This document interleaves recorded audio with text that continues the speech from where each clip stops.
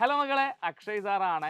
മക്കൾ വളരെയധികം എക്സൈറ്റഡ് ആയിരിക്കും. നിങ്ങൾ 7 CBSEയിൽ നിന്ന് 8 CBSEയിലേക്ക് വന്നിരിക്കുകയാണ്. സോ നിങ്ങൾ ഹൈസ്കൂളിലേക്ക് എൻ്റർ ചെയ്തിരിക്കുകയാണ്.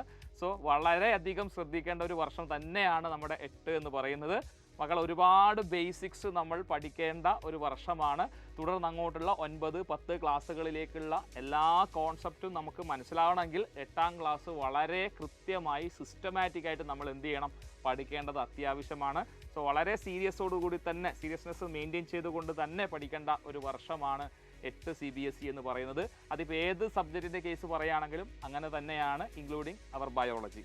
സോ മക്കളെ വളരെ സ്ട്രക്ചേർഡ് ആയിട്ട് സിസ്റ്റമാറ്റിക് ആയിട്ട് മികച്ച രീതിയിൽ കോൺസെപ്റ്റുകൾ മനസ്സിലാക്കി തരുന്നതിന് വേണ്ടി സൈലം ഇൻട്രൊഡ്യൂസ് ചെയ്ത 8 CBSE മക്കൾക്ക് വേണ്ടി ഇൻട്രൊഡ്യൂസ് ചെയ്ത exclusive ബാച്ചാണ് Yodha batch.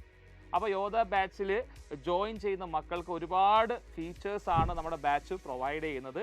Daily live ക്ലാസ്സസും അതോടൊപ്പം തന്നെ ഈ ക്ലാസ്സുകളുടെ ക്വസ്റ്റ്യൻസും ഒക്കെ എന്ത് ചെയ്യുന്നുണ്ട്, ഓരോ ക്ലാസ് കഴിയുമ്പോഴും DPP ക്വസ്റ്റ്യൻസ് അവൈലബിൾ ആണ്. എക്സാംസ് ഫ്രീക്വൻ്റ് ആയിട്ട് നടത്തുന്നുണ്ട്. സോ അതൊക്കെ കൊണ്ട് തന്നെ വളരെ എഫക്റ്റീവായിട്ടുള്ള വെൽ സ്ട്രക്ചേർഡ് ആയിട്ടുള്ള ഒരു ബാച്ച് തന്നെയാണ് യോധ ബാച്ച്. സോ ഒരുപാട് മക്കൾ ഇതിനോടകം തന്നെ നമ്മുടെ ബാച്ചിൽ അഡ്മിഷൻ എടുത്തിട്ടുണ്ട്. സോ ഇനി ആരെങ്കിലും ഈ ബാച്ചിലേക്ക് ജോയിൻ ചെയ്യാൻ വിട്ടുപോയിട്ടുണ്ടെങ്കിൽ ഉടനെ തന്നെ സ്ക്രീനിൽ കാണുന്ന നമ്പറിൽ കോൺടാക്ട് ചെയ്ത് അഡ്മിഷൻസ് ഉറപ്പുവരുത്തുക. മക്കളെ, നമുക്ക് ബാച്ചിൽ കാണാം.